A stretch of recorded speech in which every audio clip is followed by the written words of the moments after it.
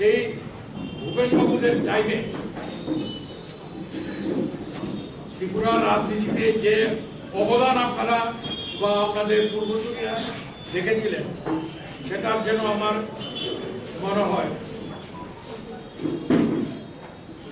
যেভাবে আপনারা গাইড করেছিলেন, সেটা আমার চোখে অন্তত মনে হয় একটু আপনাদের গাইডটা আমরা পাচ্ছি না, যেটা আমরা খুব আশা করি।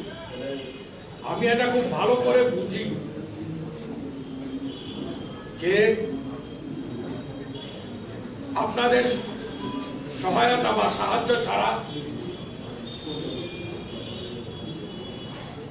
কোন রাজনীতির দল ত্রিপুরার মতো জায়গায় এগিয়ে যাওয়া অসম্ভব।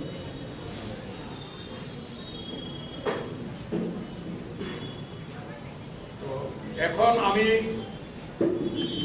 অনেক দিন ধরে, আরো কিছুদিন আমি সিচুয়েশন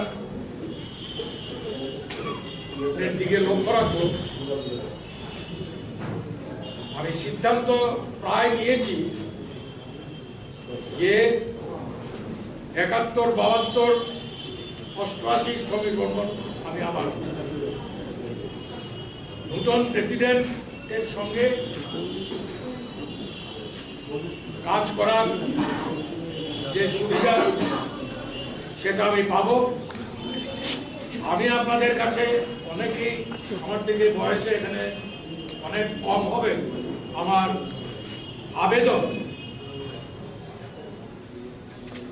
আমার সমালোচনা করুন, কিন্তু দলের ক্ষতি হয়, কংগ্রেসের ক্ষতি হয়, সর্বোপরি ত্রিপুরা জনসাধারণের ক্ষতি হয়, এরকম যেন না হয় সেদিকে আপনারা প্রখর নজর রাখবেন। রাজনীতি ক্ষেত্রে এখানে মাইকি ভাই একটা কথা আমি বলি, আমরা যখন 72 সালের নির্বাচনে আসি, তারও আগে থেকে কংগ্রেসই করতাম আমি, তখন প্রিয়দাস চক্রবর্তী কংগ্রেসের সাধারণ সম্পাদক ছিলেন, শচীন বাবু আমলে।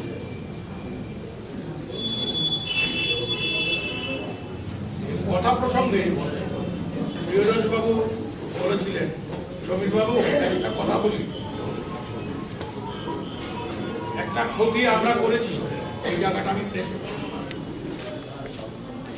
দেখবেন, এরকম যাতে না হয়। বাঁদরের হাতে, মানে বাঁদর খন্তা দেবেন,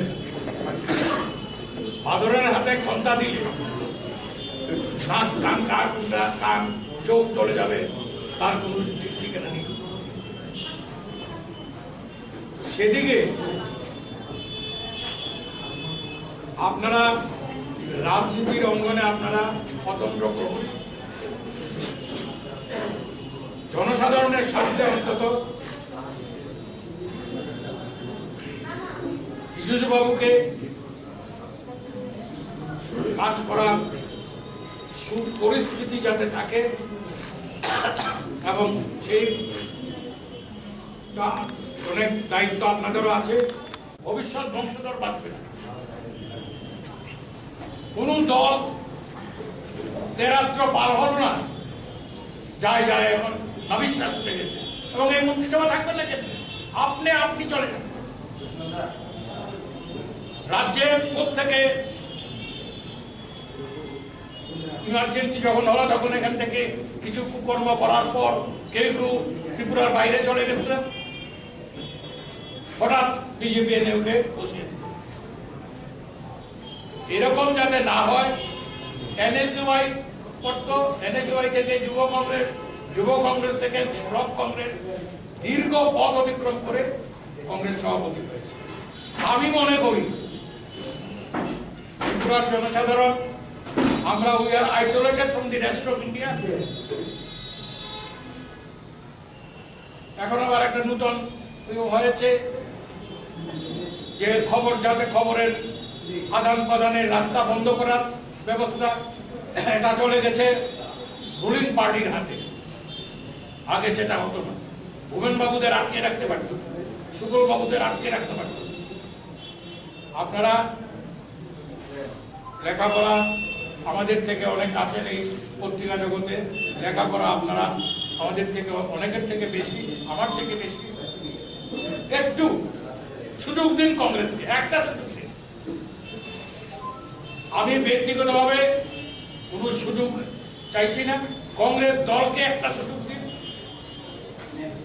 88 সালে আমরা এসেছি, আমরা 88 সালে 5 বছরে কংগ্রেসের সমালোচনা করা ভূপেনবাবুরা করেছেন, সুবলবাবুরা করেছেন, অন্যায় সমালোচনা করেছেন, সেটা আমি বলছি না। এখন সেটা করতে পারবেন না। রুলিং পার্টি যাতে সেই সমালোচনা বন্ধ হয়, কি করে না করে সব জানি, কিন্তু আপনাদের কাছে সেটা আমি বলতে চাই না। তো আপনারা ত্রিপুরাটাকে বাঁচান, ত্রিপুরার জনসাধারণকে বাঁচান, শ্বাস প্রশ্বাস যাতে মানুষ নিতে পারে। নতুন সভাপতিকে একটা সময় দিন, একটু উনি চেষ্টা করুন। আমরা বাবু, আমরা ওনাকে, আরো যারা নেতা আছেন, পুরনো নেতা আছেন, তাপস বাবু, আমরা ওনাকে সার্বিকভাবে ওনাকে সহায়তা করব। যে পরিস্থিতি আজকে ত্রিপুরাতে হয়েছে, আমি একটা কথা বলি, অবাক হবেন না, যে কোনো সময় নির্বাচন হতে পারে, এনি মোমেন্ট নির্বাচন হতে পারে। এই ধরনের ঘটনায় ইন্দিরা গান্ধীর অপমান ইমার্জেন্সি করেছেন, আমি তার ভুক্তভোগী। আমার বাড়ি নিয়ে গেছিল, আমার গাড়ি নিয়ে গেছিল, আমার ব্যাংক অ্যাকাউন্ট সিজ করেছিল, কিন্তু আমাকে 24 মাস জেলে পড়ে রেখেল, আমাকে আটকে রাখতে পারে ওই সমস্ত দানবরা। কোন দানবকে আমি ভয় করি না, আমাকে আটকানোর ক্ষমতা কোনো দানব। যে সরকারটা এসছে, বিজেপি সরকার, আইপিএফপি সরকার, এই সরকার আসার পরে 2 বছরের মধ্যে একটা শ্বাসরুদ্ধ অবস্থা বিরাজ করছে সারা রাজ্যে। এই কিছুদিন আগে একটা উত্তেজনা হয়ে গেল, এখনো উত্তেজনা আছে যে প্রত্যন্ত এরিয়াতে বহু মানুষ বাড়ি ছাড়া। এটা আপনারাও সংবাদ জগতের মানুষ, আপনারা লেখালেখি জগতের মানুষ, আপনারা অনেক কিছু বুঝেন। এখনো অনেক বাড়ি ছাড়া নিরাপত্তাহীনতায় মানুষ দিন কাটাচ্ছে। তাদের নিরাপত্তা দেওয়া বিশেষ দরকার। সেখানে আনন্দবাজার, 10টা এর বহু মানুষ বাড়ি ছাড়া আছে। প্রত্যেকদিন তাদের সঙ্গে যোগাযোগ করা হচ্ছে, আমরাও যেতে পারছি না, আমরা যাওয়ার চেষ্টা করছি। এবং সেখানে বহু লোক বাড়ি ছাড়া আছে এবং সেখানে একটা উত্তেজনা বিরাজ করছে। এটাকে এখানে আরো ফোর্স দেওয়া দরকার, যাতে এখানে কোনো দাঙ্গা হাঙ্গামা সৃষ্টি না হয়। এটা আমরা কংগ্রেস পার্টি দাবি করি। এবং সামনে যে অবস্থার সৃষ্টি হয়েছে, সারা দেশ এখন উদ্বিগ্ন। আমার বিশেষবাবু বলেছেন, যে অর্থনৈতিক ব্যবস্থা ভেঙে পড়েছে, আরেকদিকে কর্মহীনতা। আমাদের এই ত্রিপুরাতেও গ্রামের ছেলেরা, মেয়েরা কাজ পাচ্ছে না।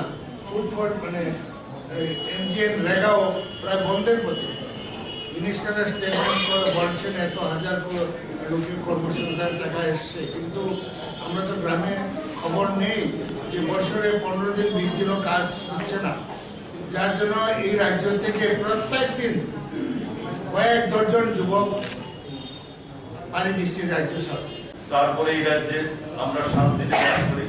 সারা ভারতবর্ষের মতো সিটিজেনশিপ অ্যামেন্ডমেন্ট অ্যাক্ট এবং এনএসসির নামে ত্রিপুরা রাজ্য চলছে প্রতিটা প্রান্তে। আজকে মানুষের মধ্যে এমন একটা পরিস্থিতিতে নিয়ে যাচ্ছিল বিজেপি, দুটো সম্প্রদায়ের মধ্যে ভাগ করার চেষ্টা, একটা অবিশ্বাসের বাতাবরণ সৃষ্টি করে দুটো পক্ষকে প্রায় মুখোমুখি লড়িয়ে দেওয়ার মতন অবস্থায় নিয়ে যাওয়ার চেষ্টা করছে। এই রাজ্যে শুভ বুদ্ধিসম্পন্ন মানুষ, সব পক্ষের সব সম্প্রদায়ের মানুষ খুব বুদ্ধিমানের মতো আজকে এই পড়াশোনাকে উপেক্ষা করে রাজ্যের শান্তি বজায় রেখেছে, তার জন্য আমরা সমস্ত স্তরে সবাইকে ধন্যবাদ জানাই।